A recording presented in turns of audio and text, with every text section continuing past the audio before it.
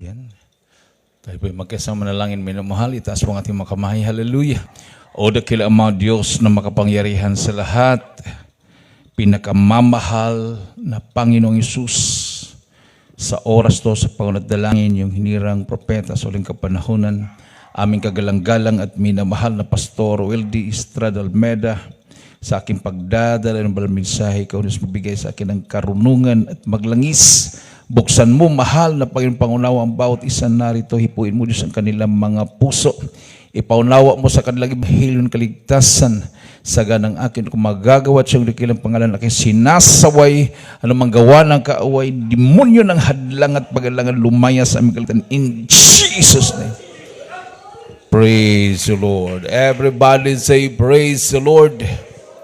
Praise the Lord. Unang-una po, minamahal, ang pinakamataas na pagpupuri, pagluwalhati, pagdakila, pagsamba ay sa ating pinakamamahal na Panginoong Jesus lamang. And we give a double respect and honor to the man of God, our beloved noble evangelist, Pastor Wildy Estrada Almeda, and we cherish the blessed memories and teachings of our beloved and honorable Assistant Pastor Nis Almeda. Sa inyong lahat, minamahal na makapatiran, to our beloved viewers, magandang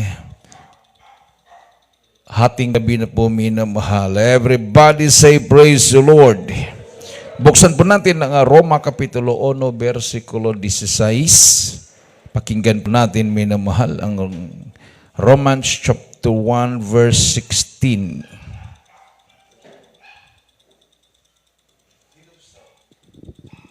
Dito po sa sulat ni Apostol Pablo sa mga taga-Roma, ang kabanatay 1, ang talata po ay 16. Ganito po nasusulat. Ang sabi po rito, sapagkat hindi ko ikinahiya ang ebanghelyo, sapagkat siyang kapangyarihan ng Diyos ay kaliligtas ng bawat sumasampalataya, una sa Hudyo at gayon din sa Griego.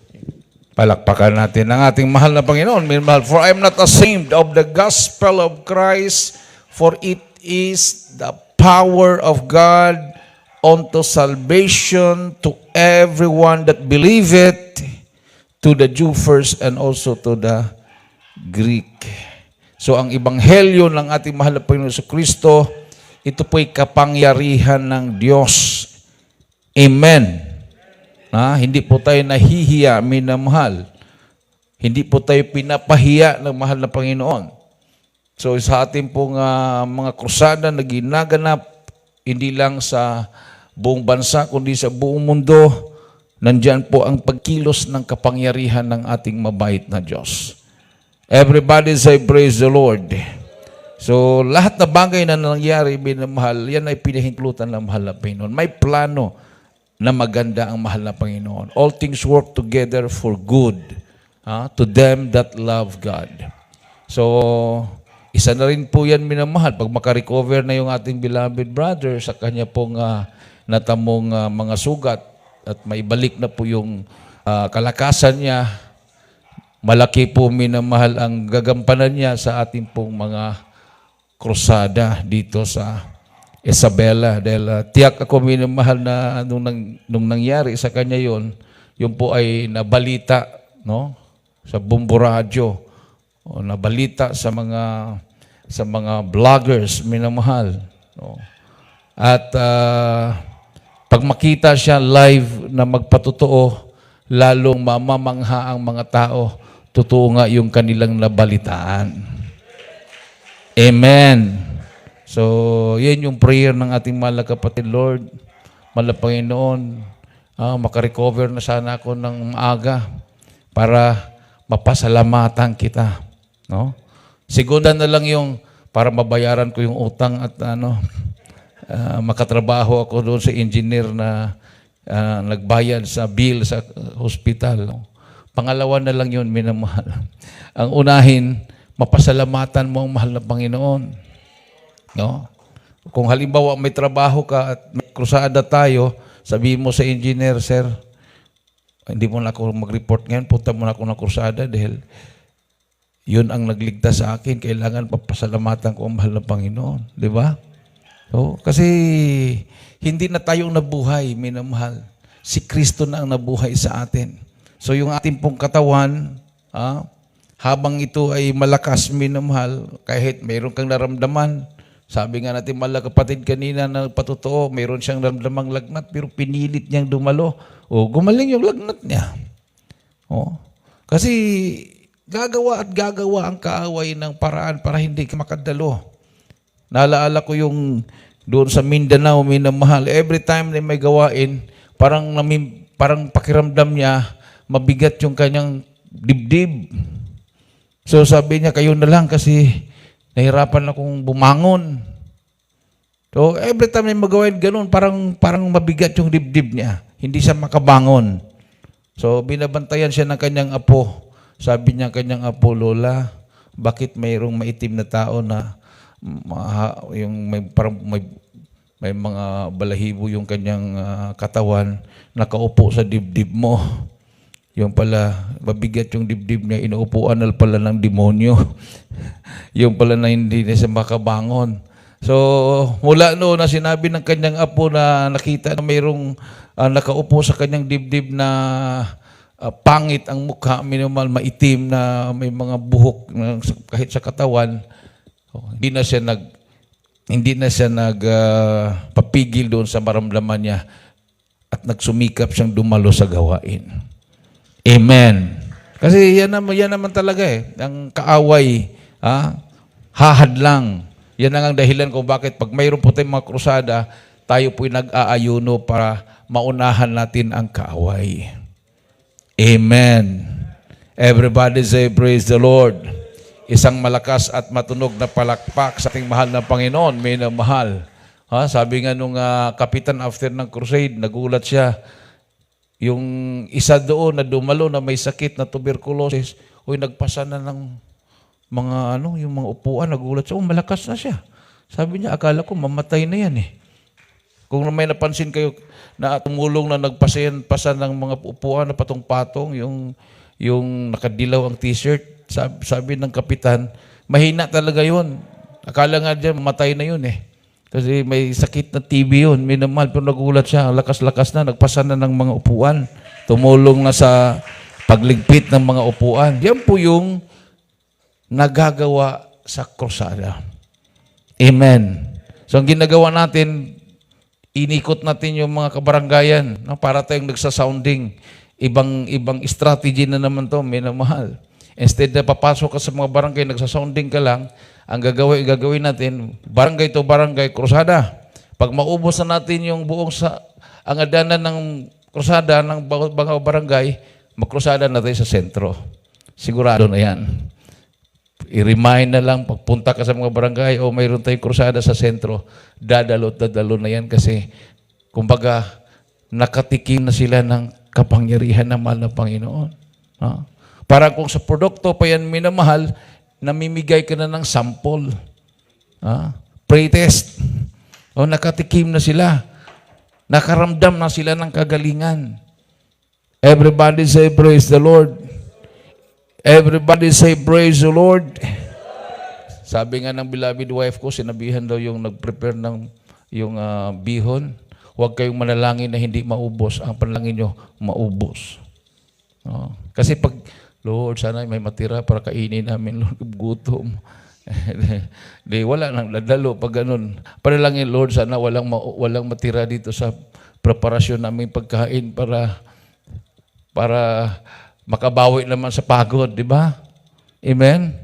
Kasi yung krusada, ang ating pong purpose yan ay kaligtasan ng kaluluwa. Halimbawa, nag-prepare tayo ng 500 na packs ng pagkain. Lord, ubusin mo naman itong 500 packs na pagkain sa mga dadalo. Di 500 yung dadalo. Pero sabi, Lord, tirahan mo naman kami, Lord. Kahit tig-tatlong packs kami. Magulat ka. Tayo na lang doon ng nagpupuri, minamahal. So, nakikita ng malapit yung ating pong desire.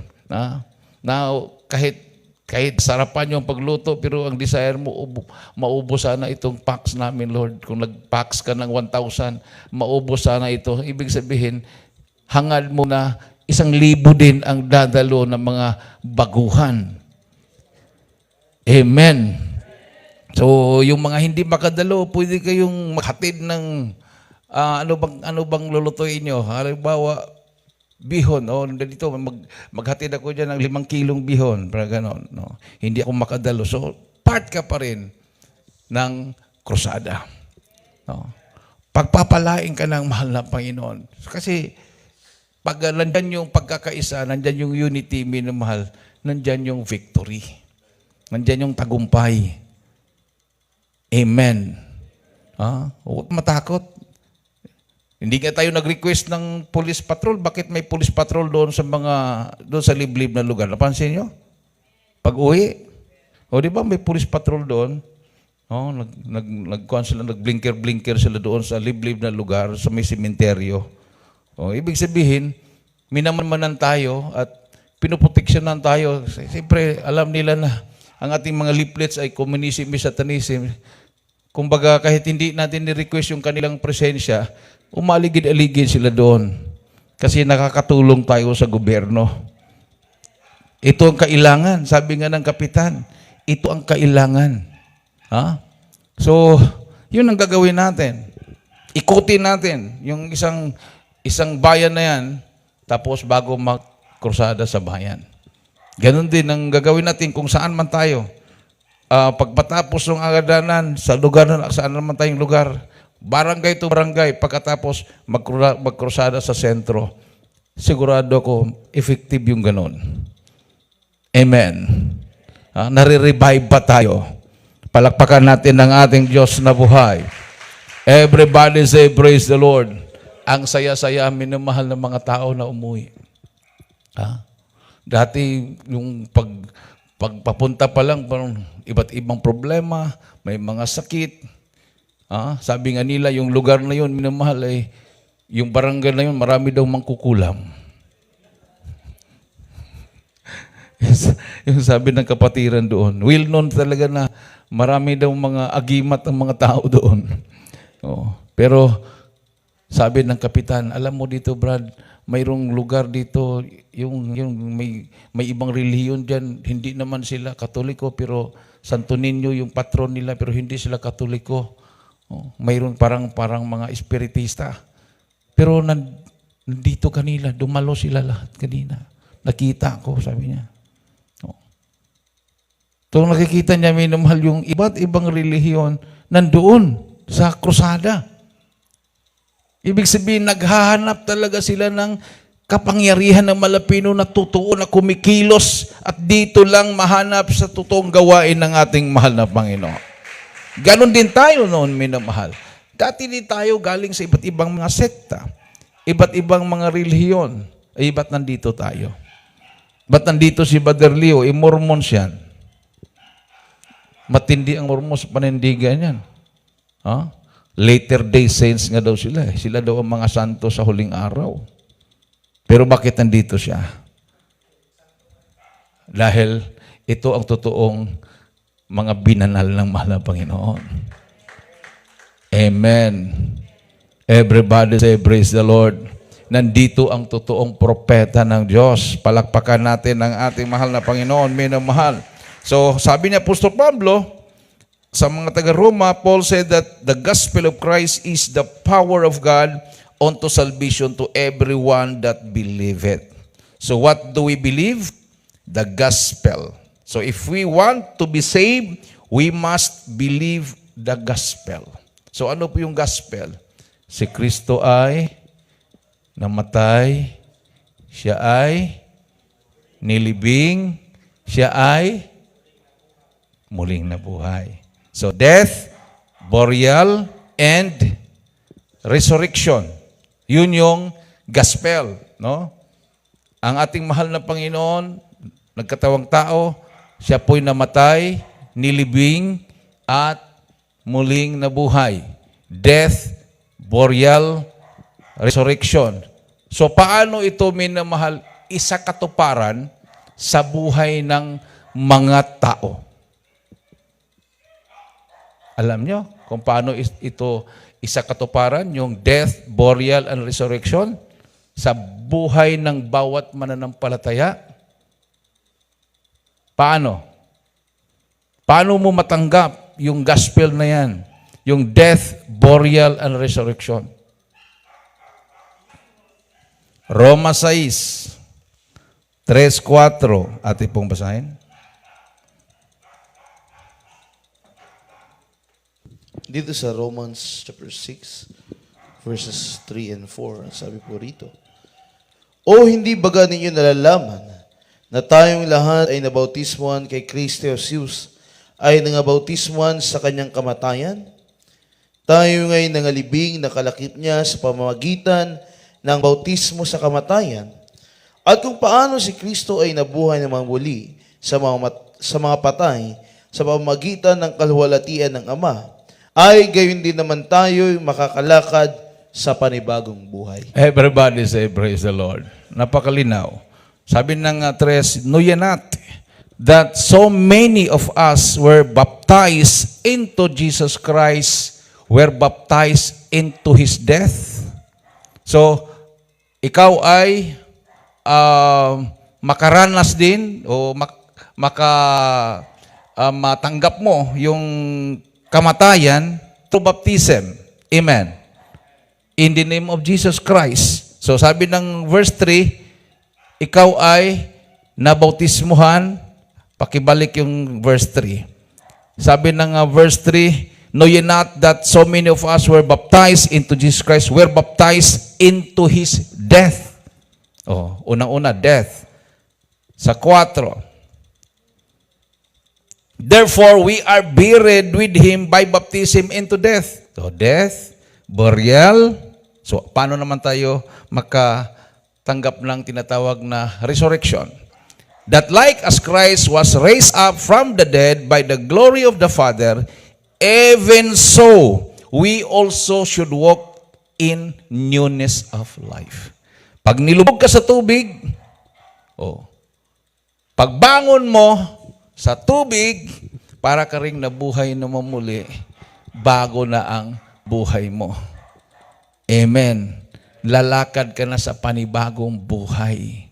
Palakpakan natin ang ating Diyos na buhay. Yan ang dahilan kung bakit ang ating mga pastor nakatutok talaga minamahal sa pangangaral na kailangan kang bautismuhan sa pangalan ni Jesucristo. Kasi yan ang gospel, death, burial, resurrection. Pag mabautismuhan ka sa pangalan ng Panginoong Jesucristo, ikaw ay naganap sa iyo yung death, burial, and resurrection. Yan yung gospel. Hindi yung marami pang mga inaaral. Nililigaw ng kaaway.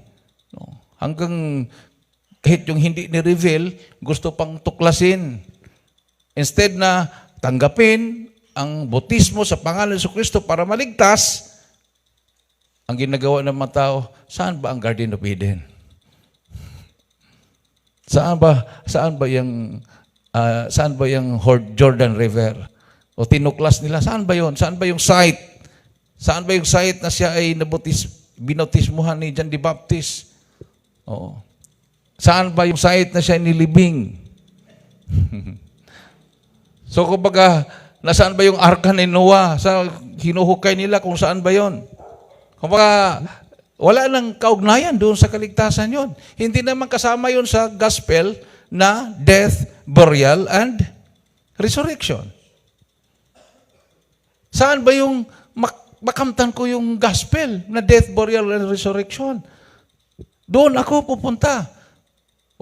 Nandito sa Jesus Miracle Crusade, pinapangaral. Hindi nagbabago yan, minamahal. Yan ang dahilan kung bakit tayo nagkukrusada. Kasi yan talaga yung sentro ng pangangaral. Everybody say, praise the Lord. Isang malakas at matunog na palakpak sa ating mahal na Panginoon.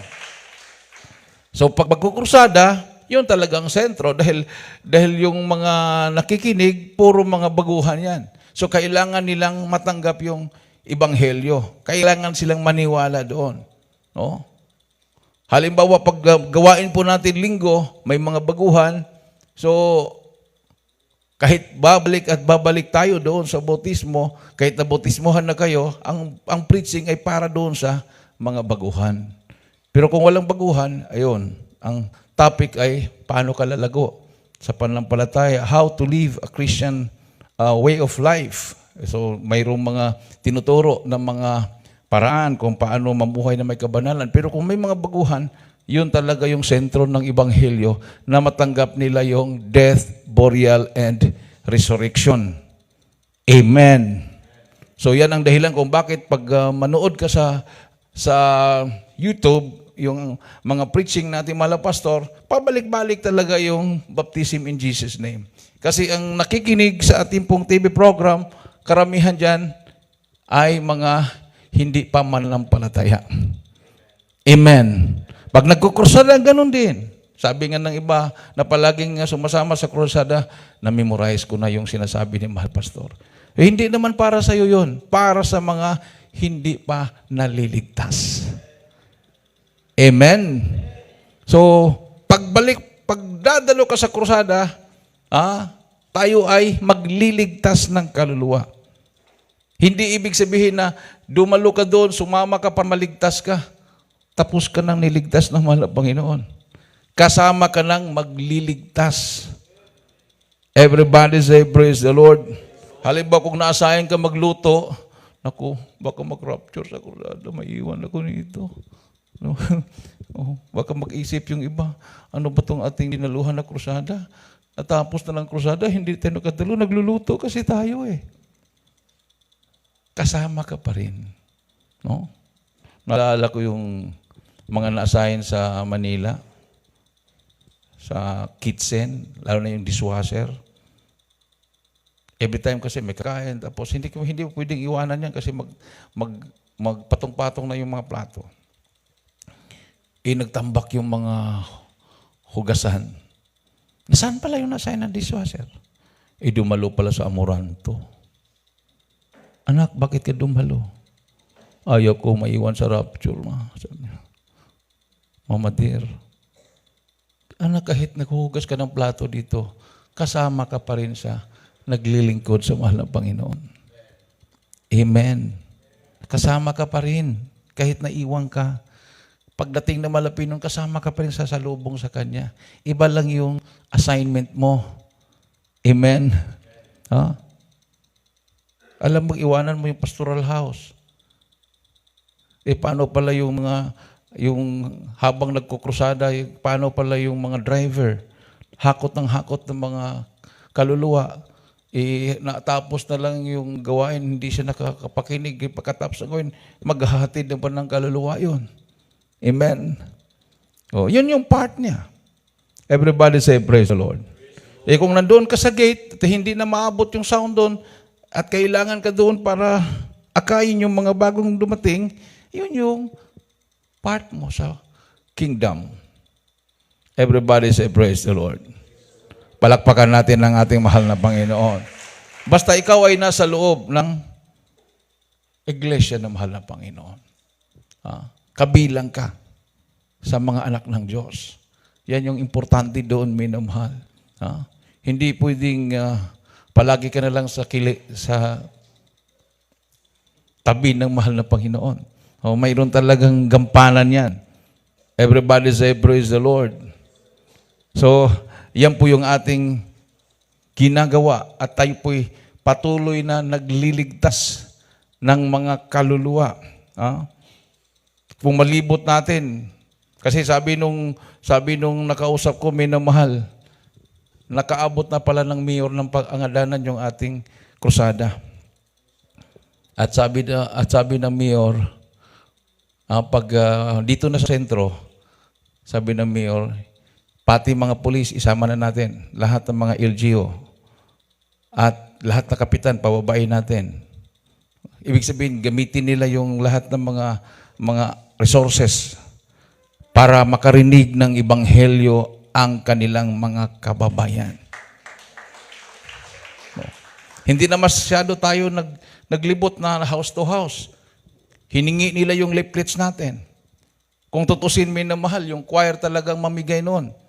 Kailang gusto nilang tumulong. A day before ng crusade, hiningi na nila yung leaflets at yun naman ay nagtiwala. Binigay doon sa kapitan. Sabi ng kapitan, ako nang bahala. Ipabigay ko na to sa mga tanod at sa mga kagawad house to house para ma-inform ang kababaryo namin. At nakita naman natin ang resulta. Sabi ko, tingnan natin ang resulta. Yung cooperation ng kapitan, malalaman natin ang resulta. Sa Barangay 103, walang pagkilos ng kapitan dahil akala niya kung ano lang yung gawain natin. Sabi niya, kung alam ko lang na ganitong gawain nyo, pinadalo ko na sana yung aking kababaryo. So next time, sabi niya, pupunuin natin ito. O, ibig sabihin, namangha yung kapitan, pero nahiya siya. Yung sa Barangay Mabuhay, kumilos siya. At nakita naman natin ang resulta. Ang daming tumanggap sa mahal na Panginoon. Everybody say, praise the Lord. Tapos sabi nung kapitan nung kabilang barangay, katabi lang din. Sa amin na naman. O sila na mismo lang hingi. O pag sila na mismo ang nag-desire, minamahal, so pagbigyan natin. Dahil bihira yung ganon. Sabi nga ng Biblia, pag hindi nila tanggapin ang Ebanghelyo, huwag mong ipilit. Di ba? Sa Lucas 10, 1, tuloy ang basa hanggang 20. Dito sa sulat ni Ebanghelyo ayon kay Lucas, ang kabanatay 10, ang talatay 1 hanggang 20. Ganito po nasusulat. Ang sabi po rito, pagkatapos ng mga bagay na ito, ang Panginoon ay naghalal ng 7 pupa at sila'y sinugong dalawa-dalawa sa unahan ng kanyang mukha at sa bawat bayan at dakong na kanyang paroroonan. At sinabi niya sa kanila, sa katotohanan ay marami ang aanihin, dadapwat kakaunti ang mga manggagawa. Kaya't idalangin ninyo sa Panginoon ng aanihin na magpadala siya ng mga manggagawa sa kanyang aanihin. Magsiyaon kayo sa iyong lakad. Narito, sinugo ko kayong gaya ng mga kordero sa gitna ng mga lobo. Huwag kayong magsipagdala ng supot ng salapi, ng supot man ng pagkain, ng mga panyapakman, at huwag kayong magsibati kanino mang tao sa daan. At sa alinmang bahay na inyong pasukin ay sabihin ninyo muna, kapayapaan nawa sa bahay na ito. At kung mayroon dong anak ng kapayapaan, ang inyong kapayapaan ay mananatili sa kanila. At tatapat kung wala, ay ibalik ito sa inyong muli. At magsipanatili kayo sa bahay din yaon, na kanin at inumin ninyo ang mga bagay na kanilang ibigay, sapagkat ang mga manggagawa ay mararapat sa kanyang kaupahan. Huwag kayong magpalipat-lipat sa mga bahay-bahay. At sa alimang bayan na inyong pasukin, at kayo'y kanilang tanggapin, ay kanin ninyo mga bagay na ihain sa inyo. At pagalingin ninyo ang mga may sakit na nangaroon, at sabihin nyo sa kanila, lumapit sa inyo ang kaharian ng Diyos. Datapwat sa alimang bayan na inyong pasukin at hindi kayo tanggapin, magsilabas kayo sa kanilang mga lansangan at inyong sabihin, pati ng alabok ng inyong bayan ay kumapit sa aming ay ipinagpag namin laban sa inyo. Gayon may inyong talastasing ito na lumapit na ang kaharian ng Diyos. Sinasabi ko sa inyo, sa araw na iyon ay higit na mapagpapaumanhinan ang Sodoma kaysa bayang iyon. Sa aba mo, Corazin, sa aba mo, Bethsaida.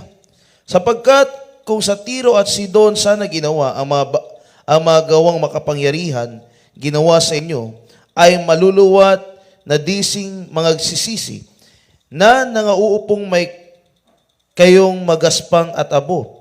Dadapwat sa paghukom, higit pang mapagpaumanhinan ang Tiro at Sidon kaysa sa inyo. At ikaw, Capernaum, magpapakataas ka hanggang sa langit, ikaw ay bababa hanggang sa Hades.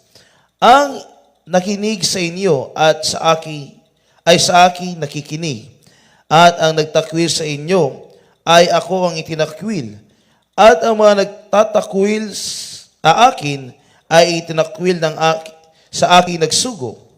At nagsipagbalik ang 70 na may kagalakan at nagsasabing, Panginoon, pati ang mga demonyo ay nagsisuko sa inyong pangalan, sa amin, sa iyong pangalan. At sinabi niya sa kanila, nakita ko si Satanas na nahuhulog na gaya ng lintik mula sa langit. Narito, binigyan ko kayo ng kapamalaan na iyong yurakan ang mga ahas at mga alakdan sa ibabaw ng lahat ng kapangyarihan ng kaaway, at sa anumang paraan hindi kayo maano. Gayunmay, huwag ninyong ikagalak ito, na ang mga espiritu ay nagsisuko sa inyo, kundi inyong ikagalak na nangasusulat ang inyong pangalan sa langit. Palakpakan natin ang ating mahal na Panginoon, minamahal.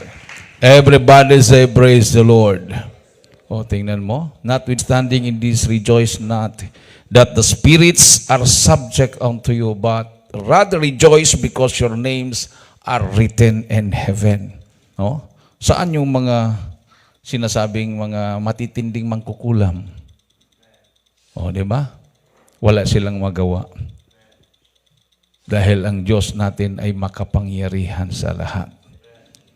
Silang lahat ay nagsisuko. Silang lahat ay tumanggap sa mahal na Panginoon. Silang lahat ay nagtaas, na nakamtan nila ang kagalingan, nagbubuhat sa ating Diyos na buhay. Everybody say, praise the Lord. So kung ano po yung nakasulat sa Biblia, ay yan po yung nangyayari sa ating kapanahunan ngayon, minamahal. Ha? Yan po yung Jesus Miracle Crusade International Ministry. Walang kaibahan sa nangyayari sa kapanahunan ng mga apostolis. Mas higit pa nga eh. Mas higit pa. Dahil malapit ang pagbabalik ng mahal na Panginoon. Wala po tayong mabasa sa Biblia na sila po ay tinaga na hindi natablan o binaril. Sa bagay nung panahon na wala pang baril. Amen. Everybody say, praise the Lord. Wala tayong mabasa sa Biblia na nakuryente ng ganung lakas. Noong unang panahon kasi wala pang kuryente. No? Sinusunog sila. Sinusunog sila sa apoy. Noong panahon ni Shadrach, Meshach, Abednego, hindi na sila nasunog sa apoy.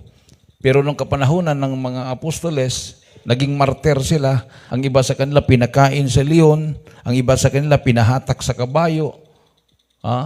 Magkabila ang paa. Kung gaano ka sakit yan, minamahal, 2 kabayo maghatak, 2 paa, isa doon sa kabila, isa sa kabila. Pinugutan ng ulo, sila Apostol Pablo, Apostol Pedro, pinako, patiwarik sa cross.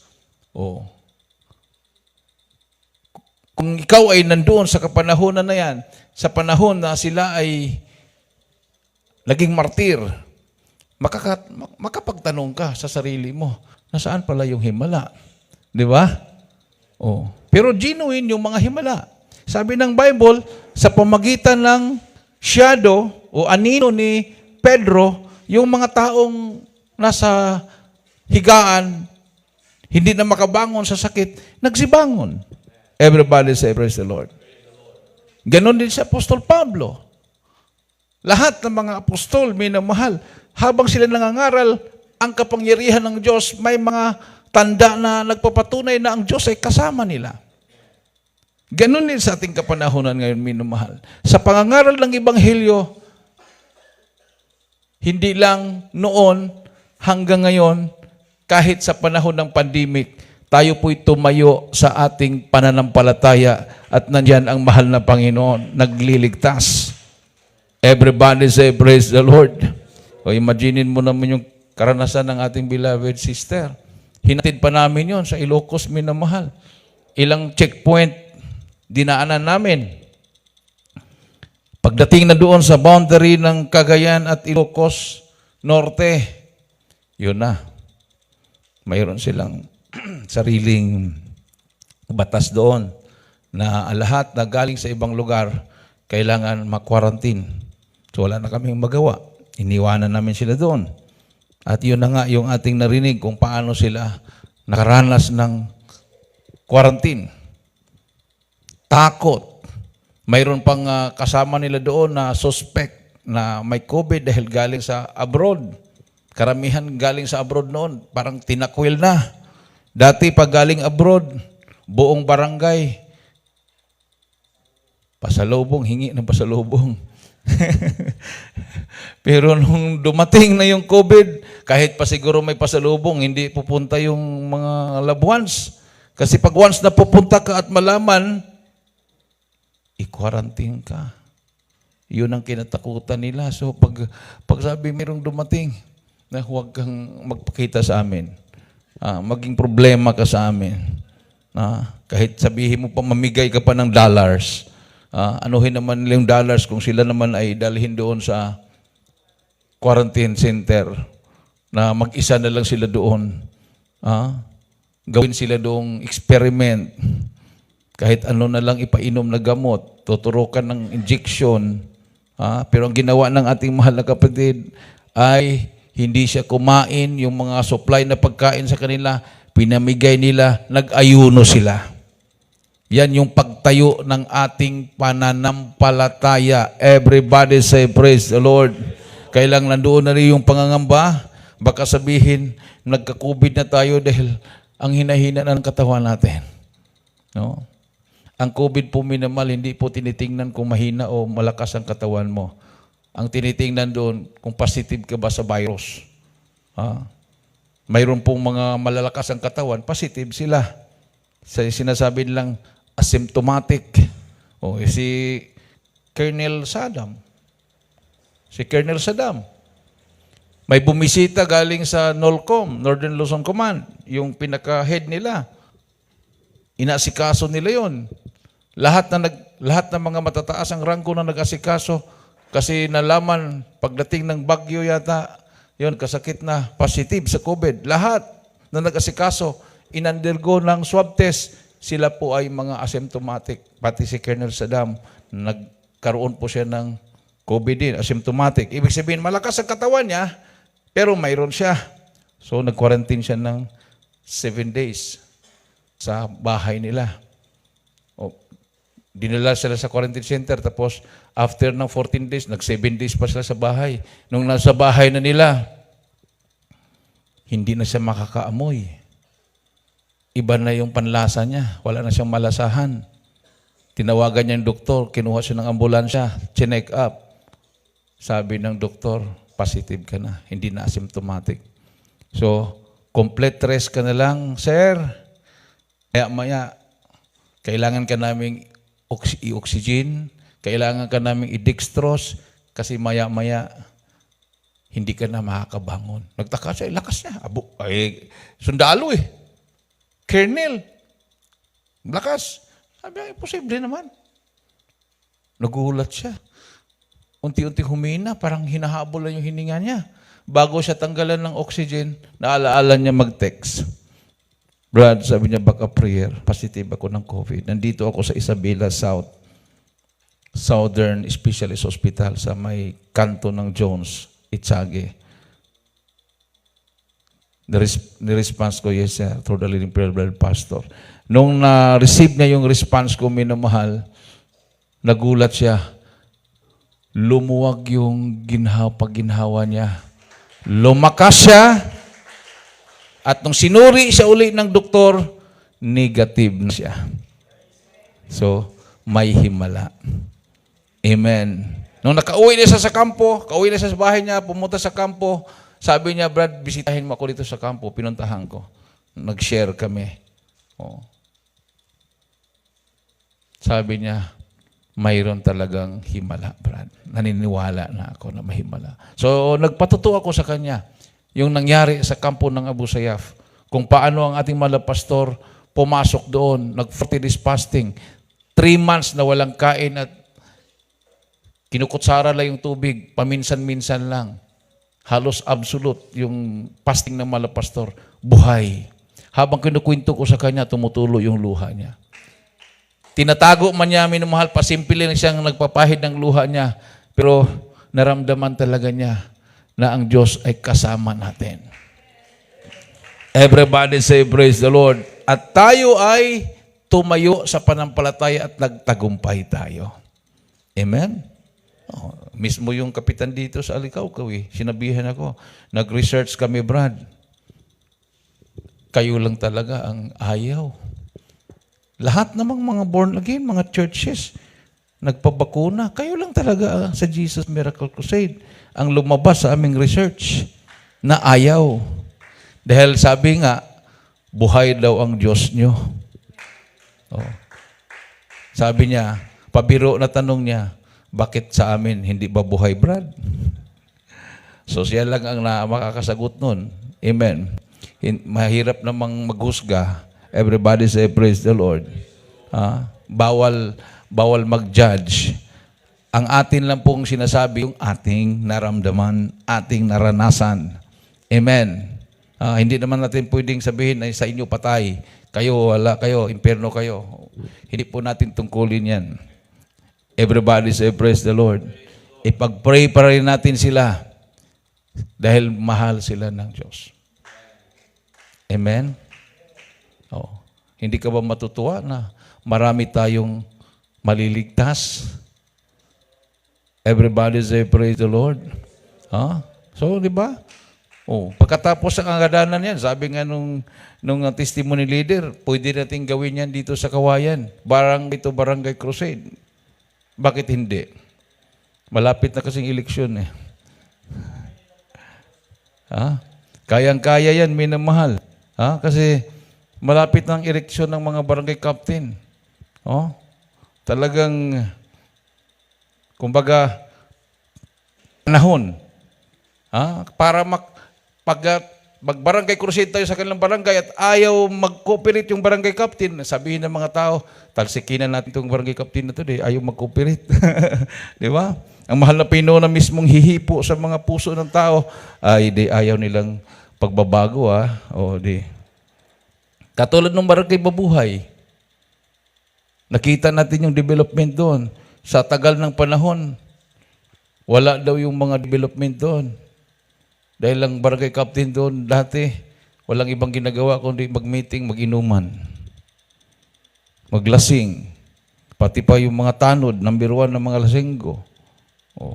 Sabi ng barangay captain ng barangay Mabuhay, pero nung ako na, Brad, sabi ko sa mga barangay kagawad at barangay tanod, huwag tayong mangunguna sa pasaway. Pag may okasyon dito sa ating barangay, bawal lang inuman para hindi tayo makitaan ng mga tao.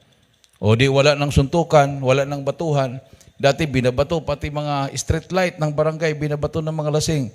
Ngayon, wala na dahil na-control na nila dahil yung kanila pong pamumuno, sila mismo ang nagpakita na sila yung nangunguna sa pagsunod ng batas.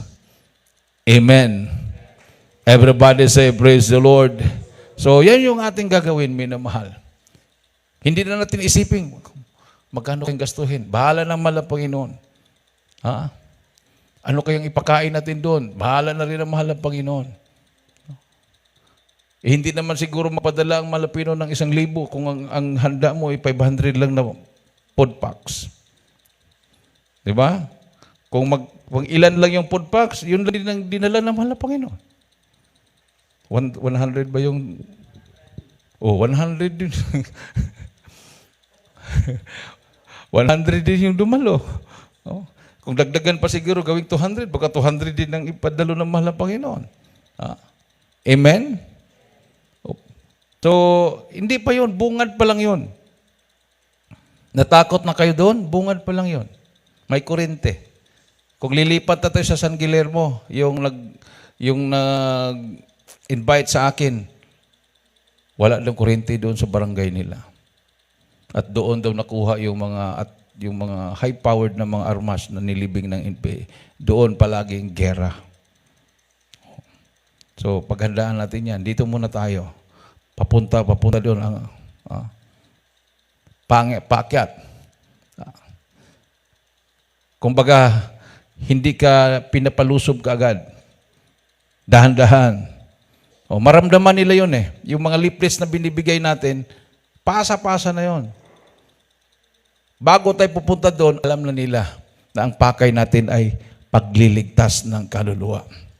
Kung nandyan yung mga pulis, kung nandyan yung mga sundalo, kahit hindi natin ni-request ang presensya nila, Praise the Lord, para marinig din nila ang Ebanghelyo ng kaligtasan.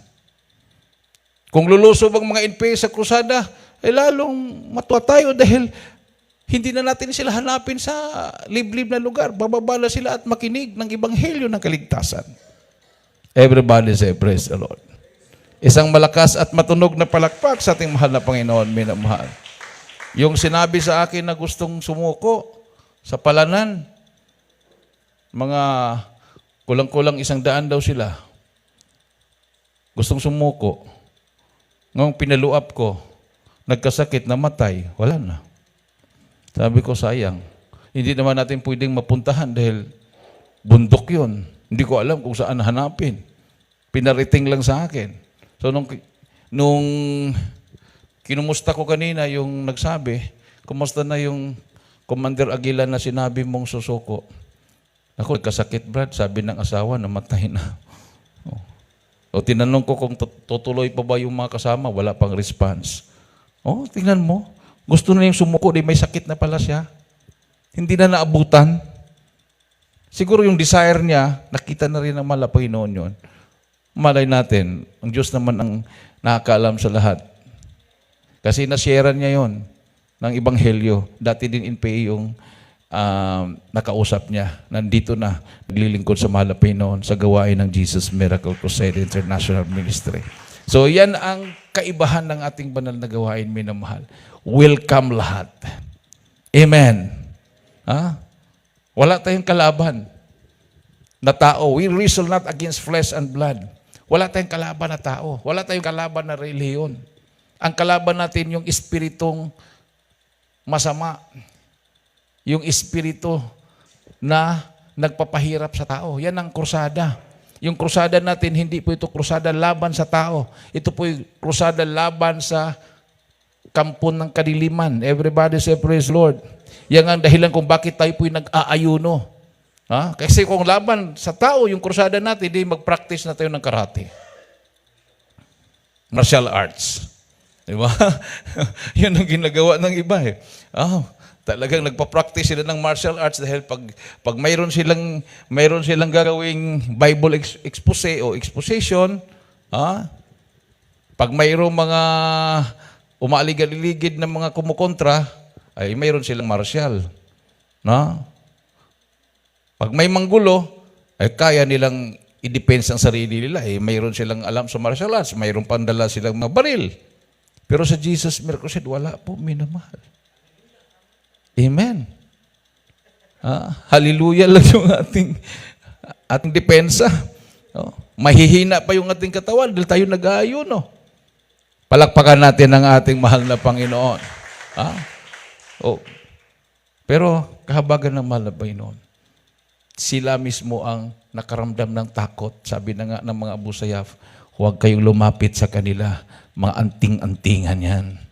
Wala naman tayong anting-anting. Ang alam ko, minamahal, pag magkrusada, tayo pa ang nagsusunog ng anting-anting. Amen. Nung nagkrusada sa Cebu, ako ang tagasunog ng anting-anting. Ang dami. Iba't ibang klase ng anting-anting. Di nagpasiga ako ng apoy.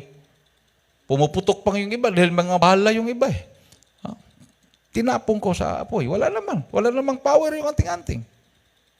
May anting-anting, may mga sakit sila. So, dumalo pa rin sila sa gawain. Amen.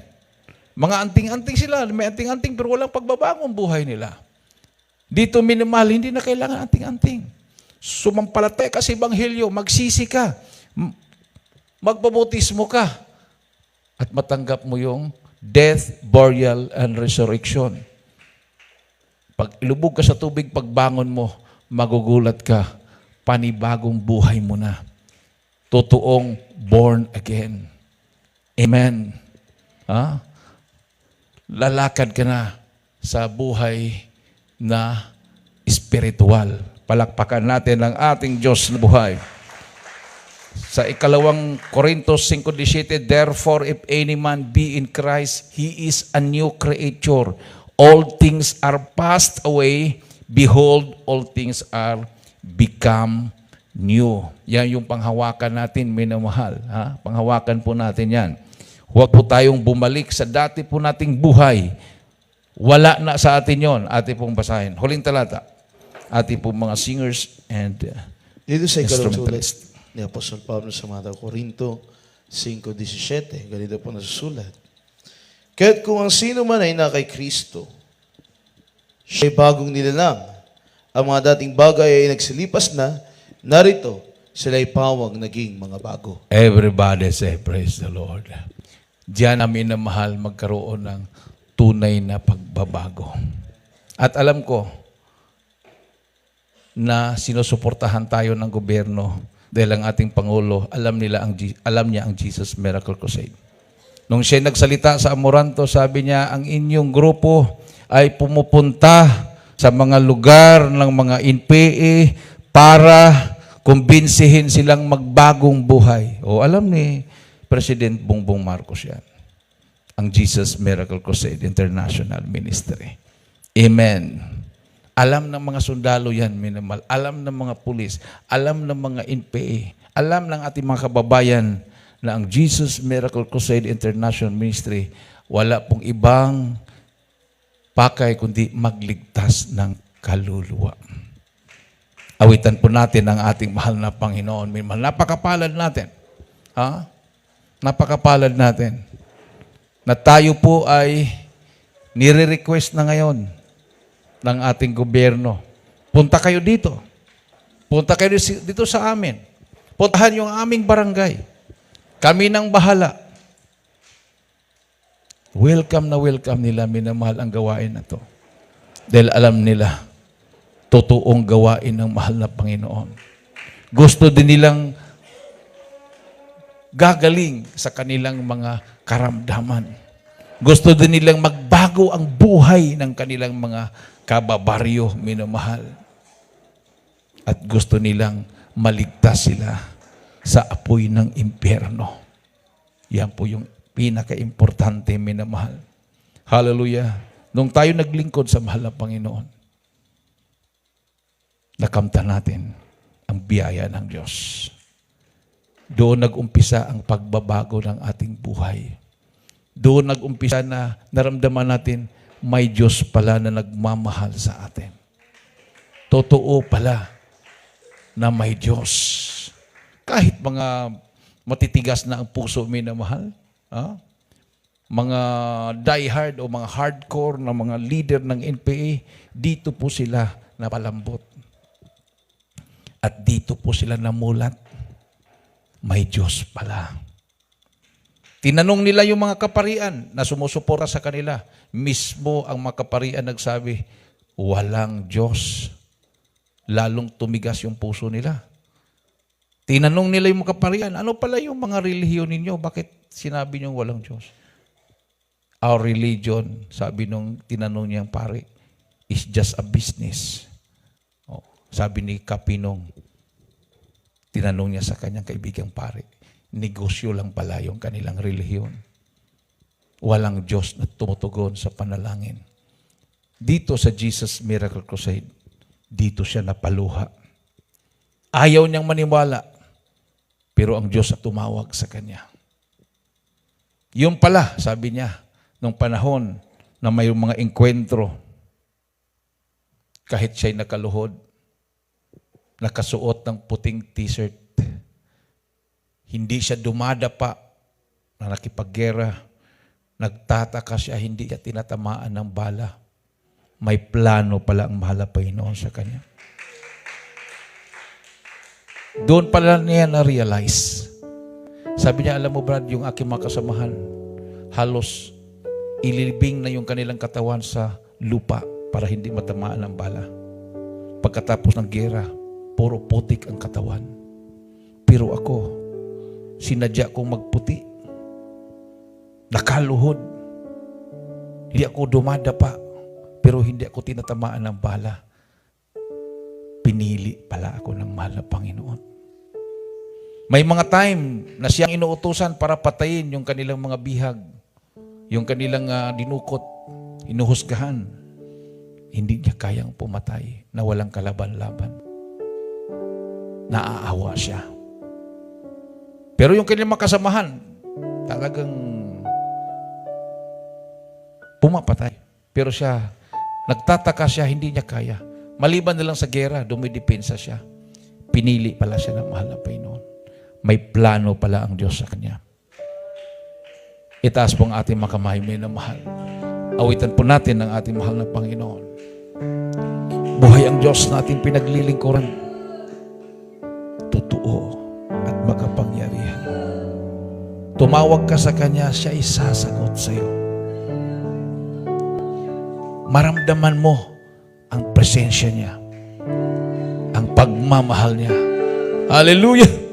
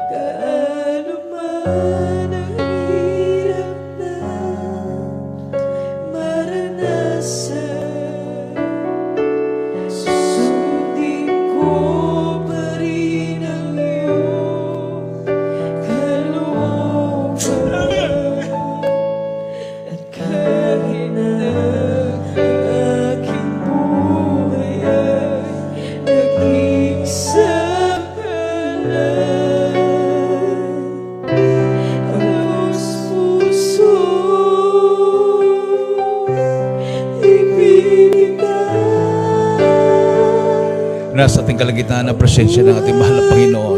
Hallelujah, praise the Lord. Hallelujah. Para sa'yo,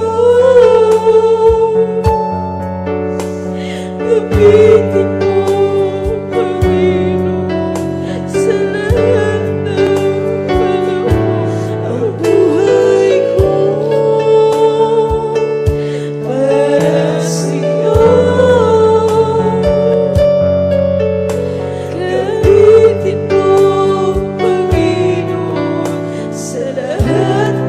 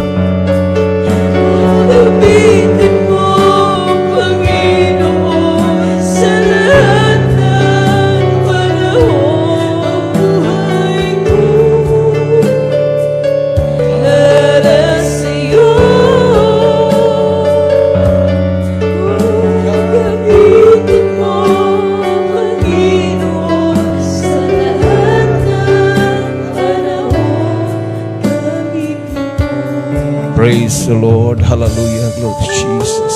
Gamitin mo, Panginoon, sa lahat ng panahon. Gamitin mo. Ilagay po yung kanang kamay sa ulo, kaliwang kamay sa parte ng katawan na may karamdaman, minamahal. Tayo po'y manalangin. Kung wala po kayong naramdamang sakit, itaas po ang inyong mga kamay. Hallelujah. Ano po yung mga kahilingan sa mahal na Panginoon? Dalangin din po natin lahat ng mga baguhan na dumalo sa ating pong mga barangay crusades na sila ay patuloy na pagalingin ng mahal na Panginoon at pagdating ng panahon, makasama natin silang maglingkod sa ating Diyos na buhay. Hallelujah. Dakilang Ama Diyos na kapangyarihan sa lahat, pinakamamahal na Panginoong Isus. Minsan pa humingi po kami ng kapatawaran sa mga kami nagkulang, nagkakamali.